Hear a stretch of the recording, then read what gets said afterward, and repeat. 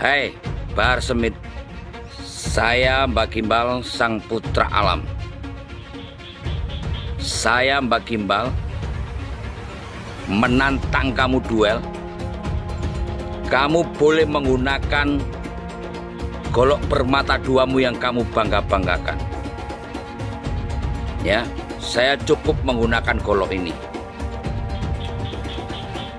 Kita duel 1 lawan 1. Bahar, kamu hakim bukan, ulama bukan, MUI bukan kamu ini. Ngajah-ajah dari kiri ke kanan.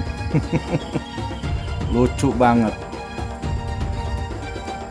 Yang saya tahu, Ang Deddy Mulyadi bikin patung itu untuk melestarikan seni budaya Sunda, Jawa Barat khususnya.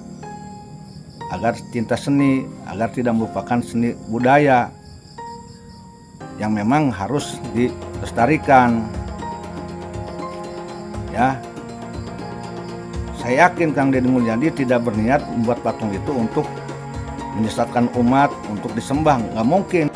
Kenapa Jokowi aja saya sebut, apalagi Deddy?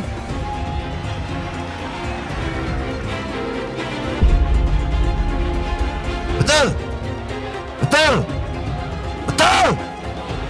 Saya nggak ada urusan, saya nggak ada urusan, nggak ada urusan saya. Iblis saya makan kok. Deddy lagi. Dengar-dengar mau nyalon gubernur dia. Mau nyalon dia ya, dengar-dengar. Kalau dia sampai jadi gubernur, kemarin Purwakarta jadi kota kemusyrikan. Kalau dia sampai jadi gubernur Jawa Barat, maka Jawa Barat akan dia bikin jadi apa? Jadi daerah yang penuh dengan kemusyrikan, saudara-saudara. Kita bangsa Indonesia tidak boleh diam melihat fenomena ini. Kenapa? Ada indikasi mereka mau menjajah Indonesia. Indikasinya jelas sekali. Ada yang bagian memalsukan kuburan. Di mana-mana dibikin kuburan-kuburan palsu. Alhamdulillah, menurut keterangan beliau juga sudah banyak yang dibongkar. Yang kedua, berita-berita khurafat, dongeng-dongeng khurafat. Untuk apa? Ini yang namanya Ba'alawi, leluhurnya luar biasa, bisa hijrah Mi'raj 70 kali, bisa memadamkan api neraka yang nggak pakai akal. Itu sesuatu yang luar biasa dan dahsyat. Mereka pun menjadi takluk, tunduk, siap diperintah apapun. Tujuannya itu. Dan yang lainnya, ada yang membuat provokasi-provokasi. Saya bersama rakyat, kita dengan rakyat. Jangan coba-coba ganggu rakyat, seakan-akan berpihak kepada rakyat. Dia mau ngadu domba kita pribumi, sementara mereka akan memetik hasilnya. Saya sebagai putra Indonesia, was-was, ngeri, dan waspada. Ini ternyata doktrin-doktrin ini tidak sembarangan. Klaim-klaim mereka sebagai keturunan Nabi ternyata ada tujuan-tujuan untuk menguasai Indonesia. Ini pembongkaran kepalsuan terjadi di mana-mana. Saat ini banyak orang baru sadar telah terjadi penyebaran kebohongan bahwa mereka yang bergelar Habib di Indonesia adalah keturunan Nabi Muhammad dan karenanya bersih dari dosa. Pembongkaran makam Habib palsu juga terjadi. Tentu saja tak semua pemuka Islam yang sebenarnya non-Habib setuju dengan pembongkaran kebohongan ini. Salah satu yang menolak adalah Ustadz Abdul Somad. Pertama-tama menolak Habib, lama-lama menolak Islam, ujung-ujungnya ke sana, ujar Abdul Somad. Ya, Ustadz Somad seperti biasa berlebihan lah. Mempertanyakan Habib sama sekali tak berarti mempertanyakan Islam. Kita semua hanya ingin tahu, benarkah para Habib di Indonesia itu keturunan Nabi Muhammad atau bukan?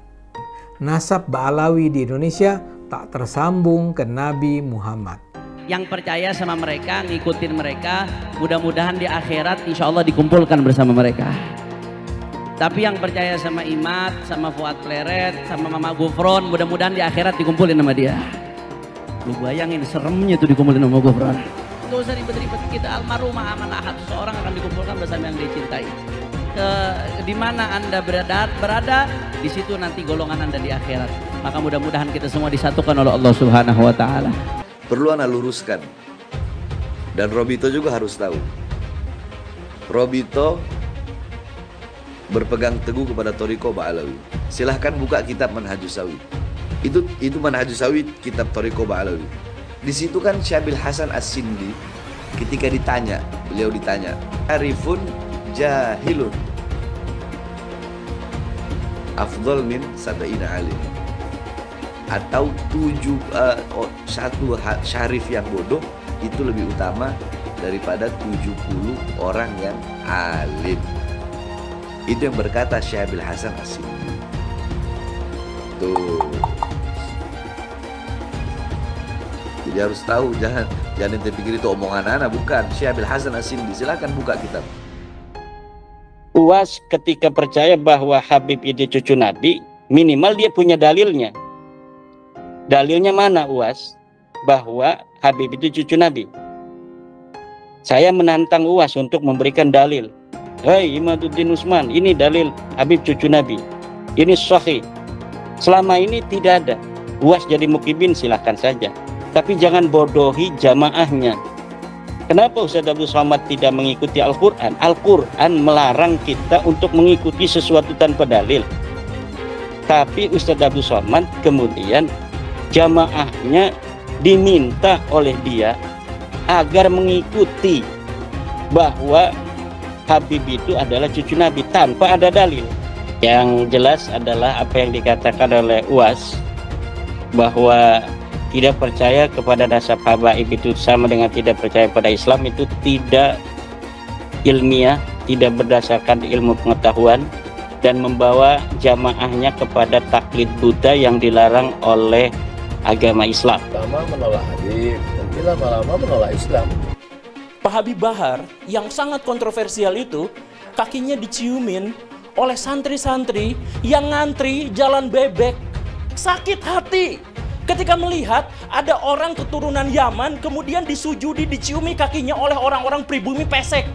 Bayangkan kemudian ada ulama-ulama Nusantara yang harus cium tangan, cium kaki terhadap Habib-Habib yang berjejer duduk di sofa dengan begitu megahnya.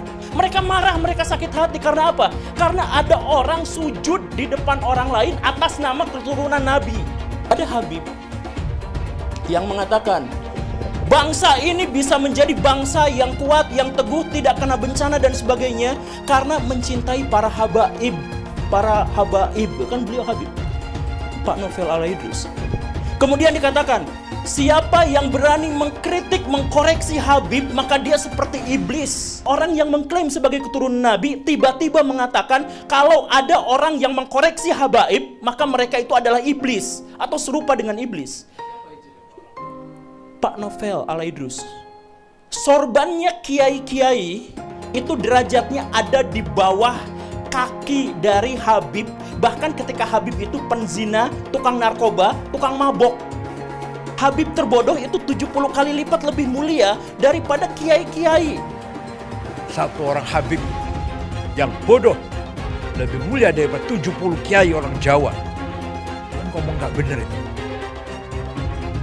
Habib walaupun zina, walaupun minum arak, pasti masuk surga. Walhasil mereka ini menganggap diri mereka super. Kiai-kiai Jawa ini bukan Habib, di bawah mereka. Ini orang yang mengaku keturunannya ini, mulutnya kotor banget. Karena ngakunya keturunannya Nabi Muhammad. Yang mengaku keturunannya, mulutnya kotor. Caci maki sana sini. Habib bodoh itu masih lebih utama daripada orang yang berilmu. Kenapa kaki Habib yang maksiat, yang nakal, yang kotor dibandingkan kepala kiai yang pakai sorban masih lebih mulia? Kenapa kaki Habib yang maksiat tersebut? Satu kaki Habib itu lebih tinggi, lebih mulia dari 70 kepala kiai. Kan gitu, itu kan penghinaan betul. Kalau orang tidak terhina dengan ini, saya kira tidak, rasa kebangsaannya rendah. Karena itu dinyatakan, harusnya ditegur lah. Habib itu meskipun mabuk, berzina, itu jangan dimarahi. Karena kalau Habib itu pasti masuk surga. Nah, yang berarti itu membodohi. bangsa Indonesia. Jangan membuat kasta-kasta di dalam keberagaman, yang satu lebih mulia, yang satu berhak masuk surga, yang satu masuk neraka, itu tidak boleh. Saya ini tidak tahu ya sejak kapan munculnya Habib ini sebagai kelas sosial yang tinggi gitu ya, melakukan diskriminasi, dan orang yang didiskriminasi tidak terima itu bisa mengadukan ke pengadilan. Bisa. Itu pelanggaran, itu tindakan melanggar hukum. Menganggap satu ras, satu suku lebih rendah dari kelompok lain. Habib gila kok, kalau turun Nabi gila sekalipun tidak apa-apa itu masuk surga, kan gitu. Kalau kayak Indonesia tuh apa? Kamu kan kalau tidak ada Habib, kamu nyembah batu kan? Masa iya begitu? Bahwa berdasarkan sejarah nasab, berdasarkan tes DNA, berdasarkan ilmu filologi, bahwa kaum Balawi saudara kita tidak terbukti sebagai keturunan Nabi SAW. Namun dengan demikian, mari kita tetap rekat ukhuwah Islamiyah, karena Allah Subhanahu wa taala berfirman, wa'tasimu bihablillahi jami'an wa la tafarraqu. Amin. Saya katakan saya mendukung Rhoma Irama untuk mengklarifikasi soal Habib ini.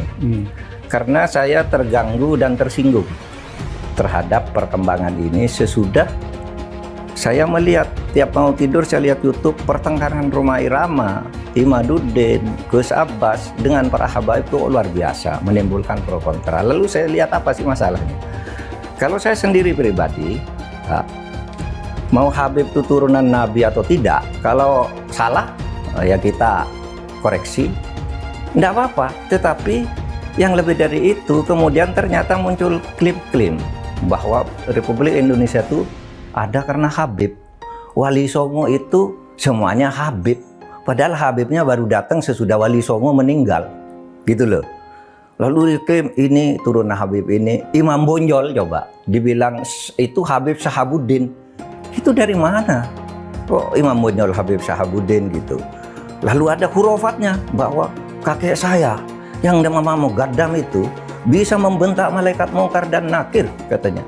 Mengklaim-klaim begitu, dan orang yang tidak tahu, orang awam banyak yang percaya karena ini Habib yang ngomong, Habib benar. Lalu rasa cinta saya kepada negara ini menjadi luntur. Seakan-akan ini karena Habib. Di situ saya tersinggung. Rasa cinta tanah air saya, kebanggaan kepada leluhur saya sendiri itu bangkit. Apalagi kemudian ada pemalsuan kuburan-kuburan tuh ya, nama kuburan biasa dibangun menjadi ini Habib ini, padahal tidak jelas siapanya. Kalau Habib itu lebih tinggi dari kiai, dan itu semua ada mas. Ngomong itu bukan hanya ngomong begitu, itu bukan hanya katanya-katanya, karena ketika Rhoma Irama berbicara itu, lalu ada seorang Habib muda dengan Rhoma Irama, kamu bohong, tunjukkan Habibnya siapa yang katakan gitu. Sudah, itu bukan Rhoma Irama yang membuktikan. Netizen ini Habib ini tanggal sekian bilang ini dengar. Ini Habib ini sampai 7. Rhoma Irama ngomong, habaib itu mendoktrin.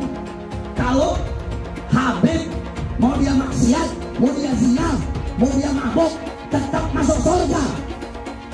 Saya bilang, saya tanya sekarang ini, Rhoma, Habib siapa yang ngomong begitu? Jangan kau punya mulut Rhoma Irama. Nah, Rhoma Irama mau dia bikin fitnah. Apa fitnahnya?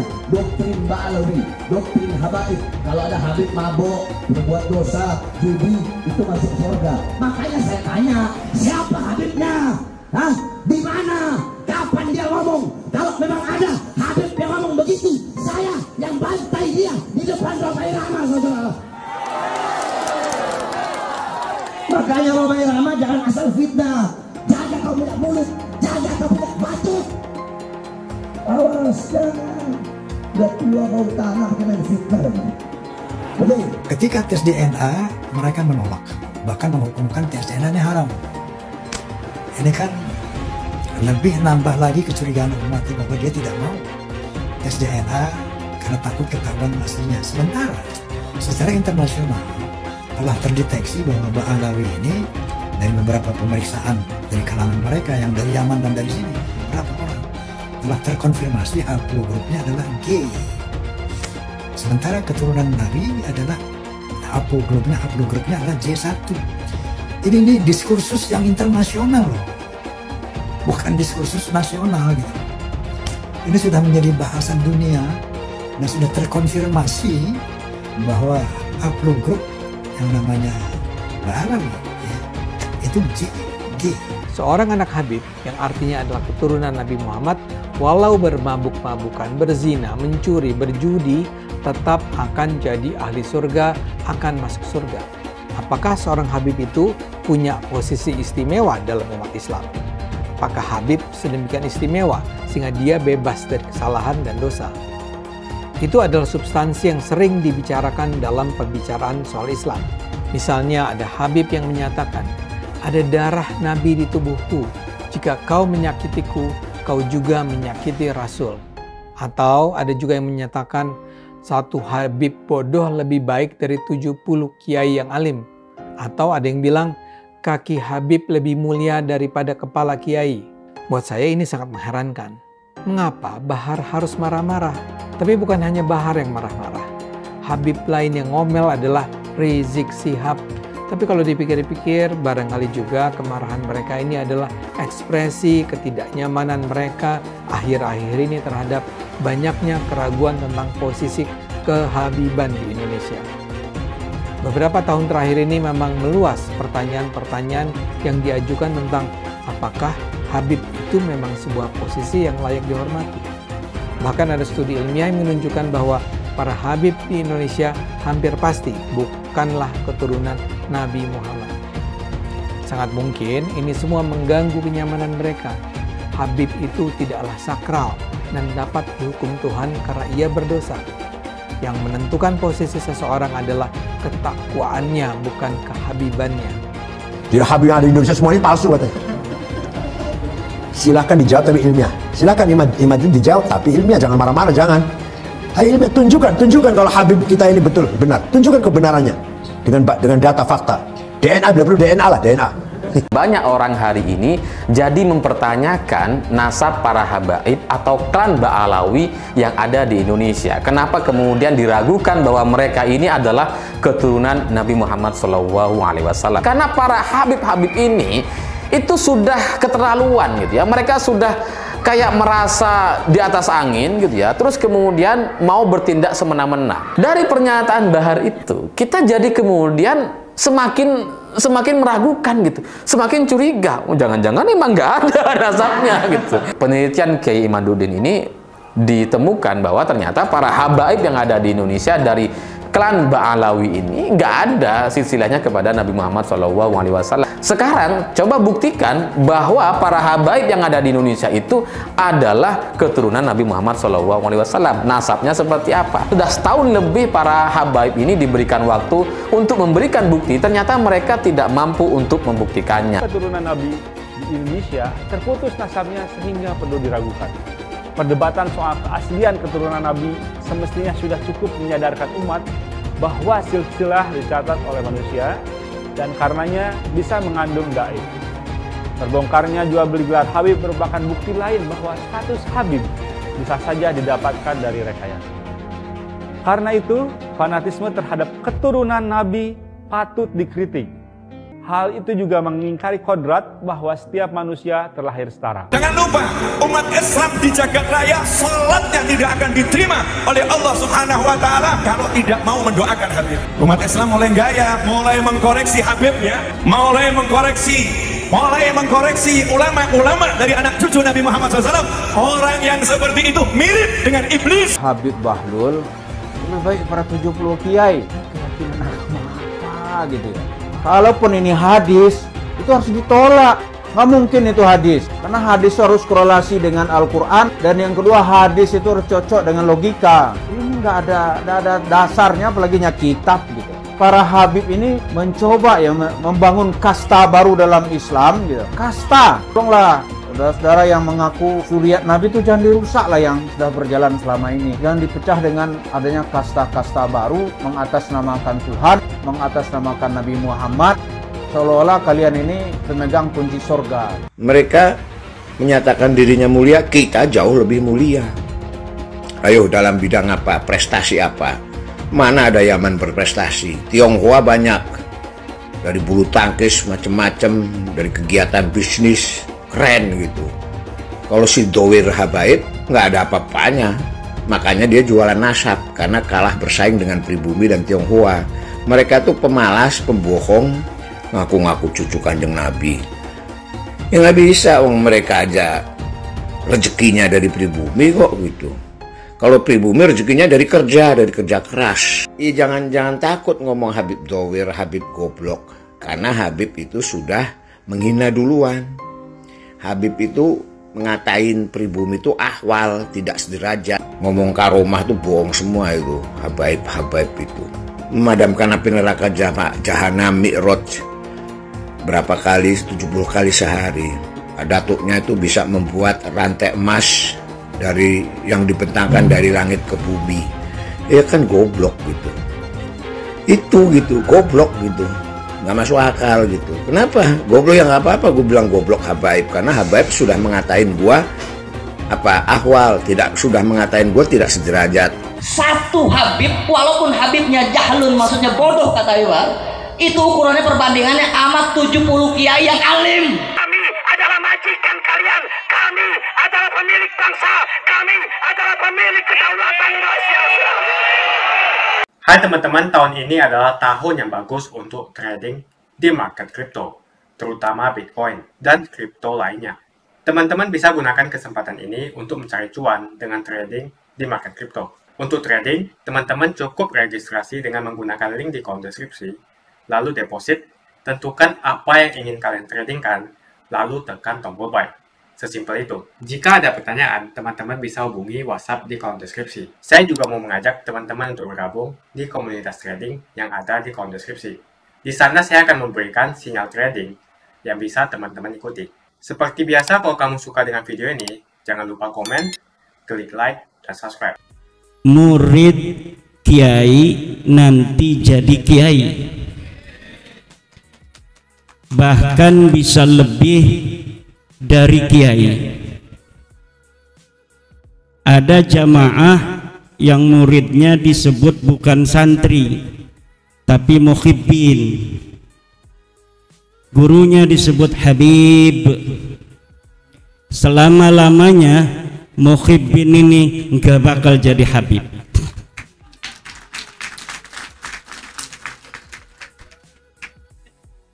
Biasanya kalau ada santri, gurunya mendengar santrinya jadi kiai, gurunya senang dan bahagia, betul.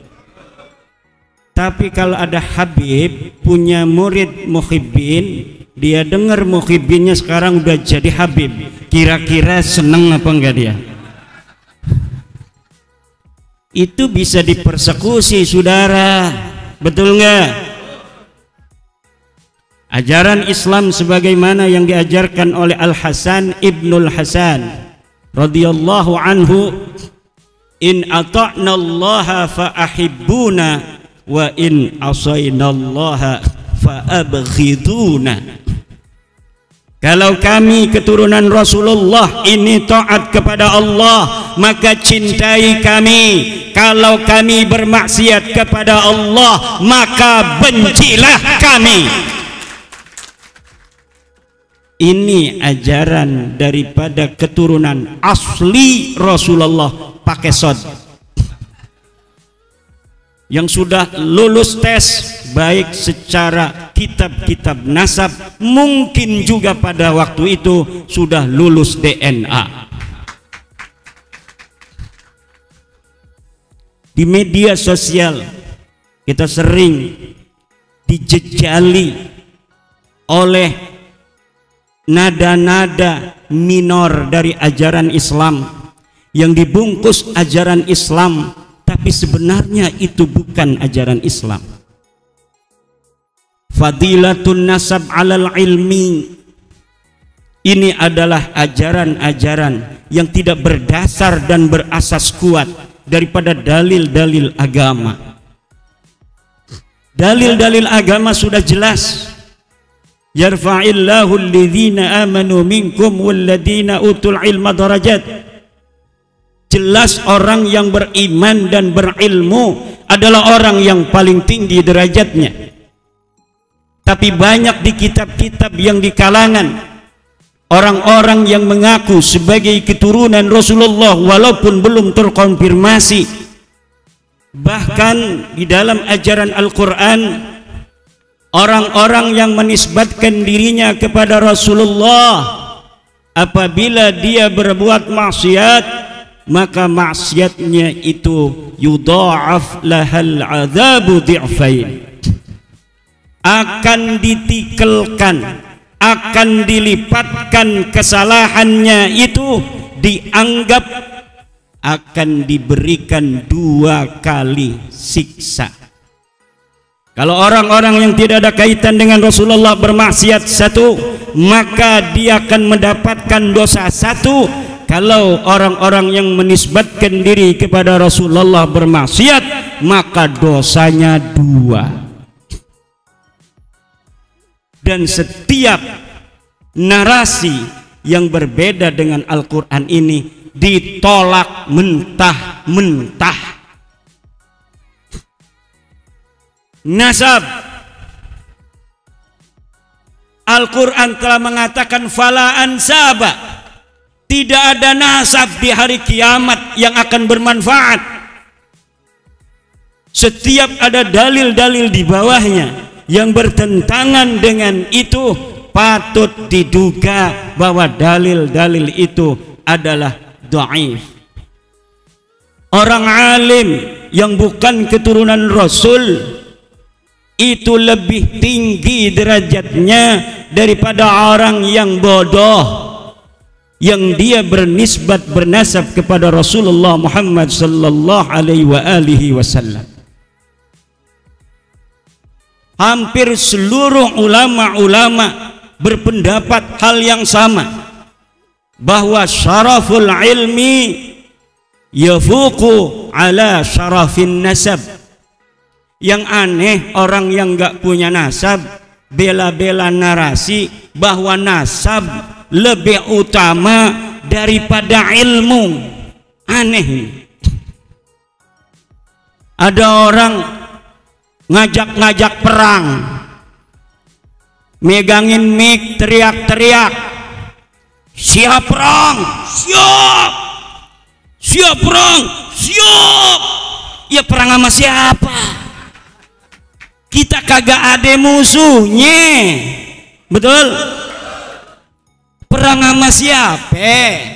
Perang sama polisi, bugot ente. Perang sama tentara, Anda mau memberontak negeri. Nggak ada penjajah, kita aman-aman saja. Ngadain acara pada suka hari ini aman tentram, betul nggak? Malam kemarin saya ceramah ditolak, menolak Imaduddin, pemecah belah umat.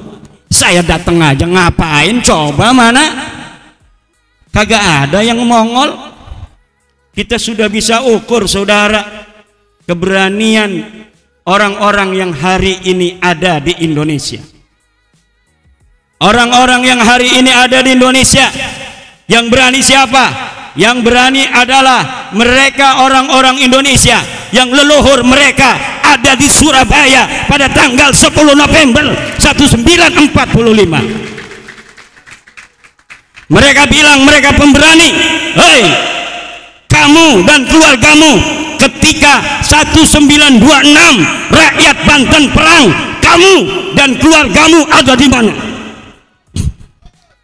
Ketika 1888 Cilegon perang, ente dan keluarga ente ngumpet di mana? Ketika 1825 perang Jawa, ente dan keluarga ente ada di mana? Ane cari kagak ada. 1654 perang Cisadane, dengan gaya manuk dadali, tentara Kesultanan Banten mengusir penjajah VOC, merebut Cipondoh, merebut Kunciran, merebut Sudimara, merebut Pinang, agar kembali berada di bawah kekuasaan Kesultanan Banten. anak negeri sendiri. Ketika itu ente dan keluarga ente ada di mana? Ada nggak di 1888 perang Cilegon? Kagak ada. Yang ada fatwa bahwa yang berontak pada orang kafir Belanda itu adalah orang yang melawan ajaran agama.